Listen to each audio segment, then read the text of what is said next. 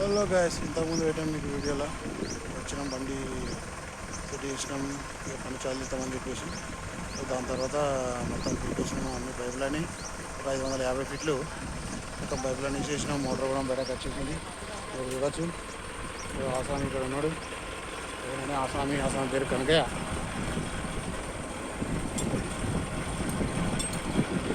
Motor బయటకు వచ్చింది. మా వాడు నట్లు ఇప్పేస్తుడు. ఏంది ప్రాబ్లం ఏం కదా అన్న చూస్తున్నాం. ఇప్పుడు చూస్తే కొంచెం పంపు ప్రాబ్లం జర కనబడుతుంది. మొత్తం చూసినాక ఏర్పడుతుంది. ఇది 7.5 HP 10 స్టేజీలది. 50-500 ఫీట్లు ఉంటుంది.